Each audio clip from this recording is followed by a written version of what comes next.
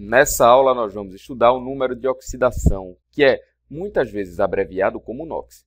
Para que você entenda bem o número de oxidação, o ideal é que você saiba o conceito de valência, que foi a aula passada.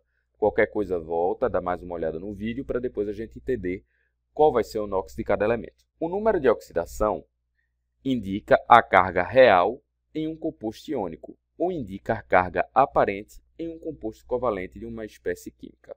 Como assim? Quando a gente faz ligações químicas, muitas vezes ocorre transferência de elétrons, nos casos de compostos iônicos, ou um compartilhamento, no caso de composto covalente, mas esse compartilhamento vai ter uma tendência dos elétrons estarem mais próximos de um átomo ou de outro. E isso, muitas vezes, é em decorrência da eletronegatividade. A eletronegatividade é que vai fazer a indicação da carga em compostos iônicos e da tendência de polarização em compostos covalentes, tá? E a gente vai estudar isso dentro de número de oxidação. São uma série de regras que é muito importante você ter memorizado.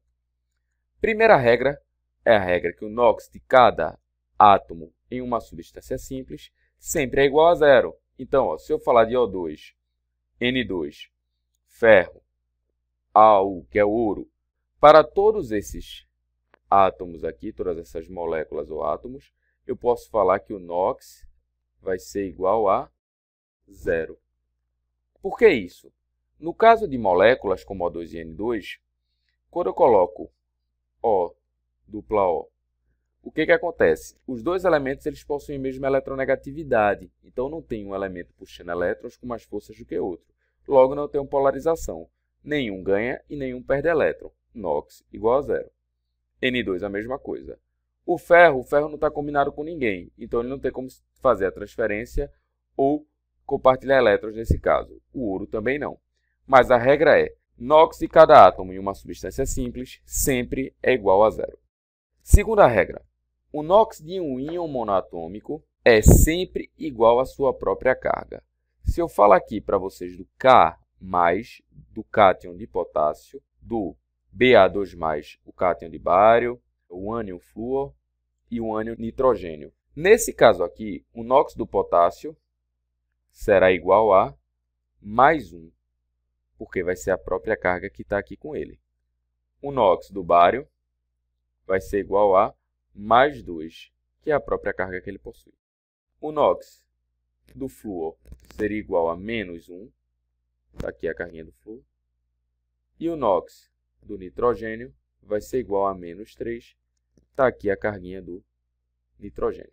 Então, em íon monoatômico, o NOx vai ser a própria carga.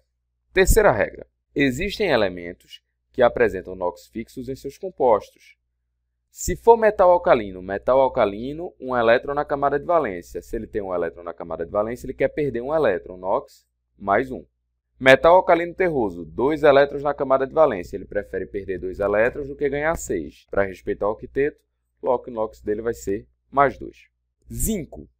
Zinco é um metal que sempre gosta de perder 2 elétrons, tá? Então eu diria que o número de oxidação seria +2. Prata, número de oxidação +1. E alumínio, número de oxidação +3. Esses aqui é muito bom ter memorizado, principalmente família 1A e 2A. Quarta regra. A quarta regra diz que o NOx do elemento hidrogênio nas substâncias compostas geralmente é +1, tá? Então, se a gente fala aqui de HBr, H2SO4, C2H5OH, o NOx aqui vai ser +1, do hidrogênio aqui também vai ser +1. Nesses compostos, o hidrogênio sempre apresenta o NOx +1.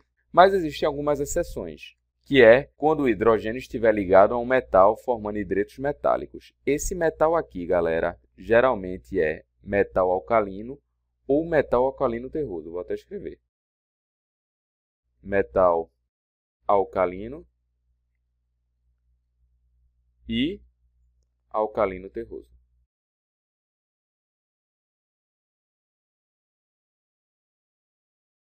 Se eu tiver aqui NaH e CaH2, nesse caso aqui, o hidrogênio tem NOx -1. Quinta regra. O NOx do elemento oxigênio, na maioria de seus compostos, é -2. Mais uma vez, na maioria, não vai ser sempre, a gente vai ter exceções. H2O, o NOx do oxigênio, seria -2. Fe2O3, NOx do oxigênio, menos 2. NaOH, NOx do oxigênio, menos 2. Entretanto, se a gente falar de fluoreto de oxigênio, que seria o OF2, o oxigênio passa de menos 2 para ser mais 2. Isso acontece porque o flúor ele é mais eletronegativo que o oxigênio. Se ele é mais eletronegativo que o oxigênio, ele puxa elétrons com mais forças. Ou seja, ele termina ganhando elétrons e o oxigênio termina perdendo. Como o oxigênio perde, o oxigênio fica com carga positiva, fica com sinal mais 2. Então, ó, se você observar OF2, fluoreto de oxigênio, NOx do oxigênio é igual a mais 2. Se a gente tiver também outra seção, nos peróxidos, vai ser o O2 com carga menos 2.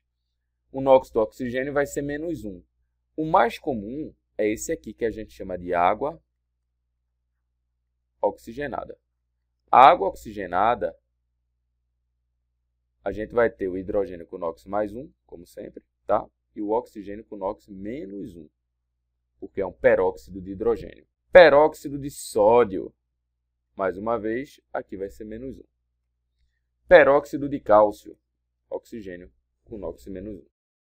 A sexta regra fala que os halogênios apresentam NOx menos 1 quando formam compostos binários, ou seja, compostos com 2 elementos, nos quais são os mais eletronegativos. Então, ó, HCl, composto binário, cloro mais eletronegativo, cloro apresenta NOx menos 1. MnBr2, composto binário, a gente vai ter aqui ó, o Br com NOx menos 1. CF4, flúor com NOx menos 1. Sétima regra, a soma dos NOx de todos os átomos constituintes de um composto iônico ou molecular sempre é igual a zero. Essa aqui é a regra mais importante para vocês.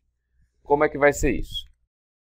Eu tenho aqui H3PO4 e quero avaliar o NOx de todas as substâncias. A gente tem que saber que hidrogênio é mais 1. Como eu tenho 3 hidrogênios, eu teria um acumulado de mais 3. Afinal, mais 1 de cada hidrogênio, mais 3 no total. Oxigênio é menos 2. Eu teria um acumulado de oxigênio de menos 8. Menos 2 vezes 4 daria menos 8.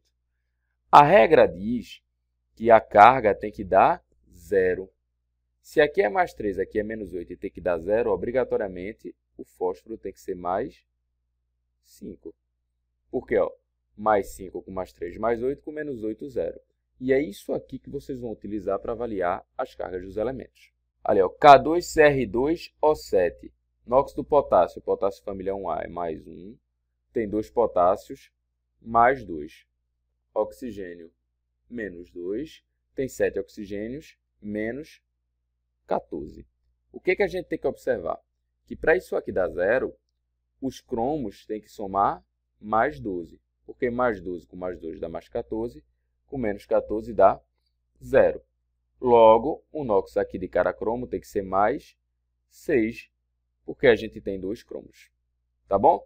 Então, regra importantíssima, a soma dos NOx dos átomos constituintes de uma molécula sempre vai ser igual a 0. Oitava e última regra. No íon composto, o somatório do NOx é igual à carga do íon. Então, se a gente tem aí ó, P2O7 com carga menos 4, cada oxigênio a gente sabe que é menos 2. Se a gente tem 7 oxigênios, um acumulado de menos 14. Quanto é que vai ter que ser o meu fósforo? O fósforo, galera, vai ter que ser alguma coisa que somar com menos 14 vai dar menos 4. Então, o fósforo tem que ser mais 10. Mais 10 com menos 14 dá menos 4, que é a carga do íon. Logo, cada fósforo vai ser mais 5. Enxofre. Olha ali mais uma vez, o oxigênio tem carga menos 2. Tem 4 oxigênios, menos 8. Beleza? Quanto é que vai ter que ser a carga do meu enxofre? Um enxofre vai ter que ser alguma coisa que somara com menos 8 dê menos 2. Então, o enxofre obrigatoriamente tem que ser mais 6. Mais 6 com menos 8, menos 2. Então, no íon composto, o somatório do NOx é igual à carga dos íons. Regra 7 e regra 8 de extrema importância, que é o que é mais cobrado em provas.